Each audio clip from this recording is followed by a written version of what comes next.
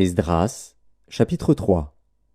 Le 7e mois arriva, et les enfants d'Israël étaient dans leur ville. Alors le peuple s'assembla comme un seul homme à Jérusalem.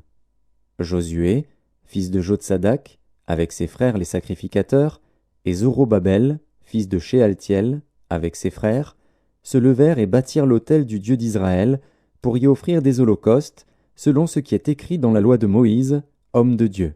Ils rétablirent l'autel sur ses fondements, quoiqu'ils eussent à craindre les peuples du pays, et ils y offrirent des holocaustes à l'Éternel, les holocaustes du matin et du soir. Ils célébrèrent la fête des tabernacles, comme il est écrit, et ils offrirent jour par jour des holocaustes, selon le nombre ordonné pour chaque jour.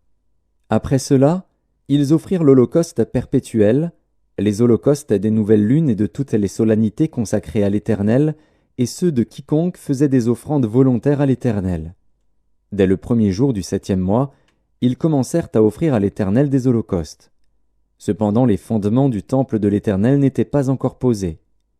On donna de l'argent aux tailleurs de pierre et aux charpentiers, et des vivres, des boissons et de l'huile aux Sidoniens et aux Tyriens, pour qu'ils amenassent par mer jusqu'à Japhos des bois de cèdre du Liban, suivant l'autorisation qu'on avait eue de Cyrus, roi de Perse. La seconde année depuis leur arrivée à la maison de Dieu à Jérusalem, au second mois, Zorobabel, fils de Shealtiel, Josué, fils de Jotsadak, avec le reste de leurs frères les sacrificateurs et les Lévites, et tous ceux qui étaient revenus de la captivité à Jérusalem, se mirent à l'œuvre et chargèrent les Lévites de 20 ans et au-dessus de surveiller les travaux de la maison de l'Éternel. Et Josué, avec ses fils et ses frères, Kadmiel, avec ses fils de Juda, les fils de Henadad, avec leurs fils et leurs frères les Lévites, se préparèrent tous ensemble à surveiller ceux qui travaillaient à la maison de Dieu.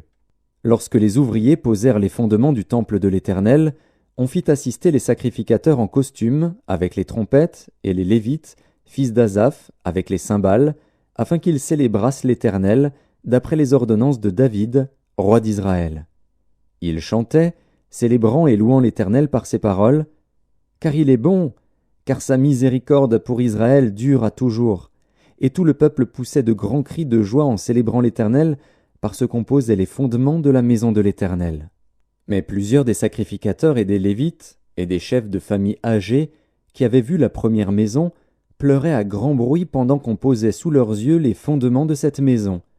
Beaucoup d'autres faisaient éclater leur joie par des cris, en sorte qu'on ne pouvait distinguer le bruit des cris de joie d'avec le bruit des pleurs parmi le peuple, car le peuple poussait de grands cris dont le son s'entendait au loin.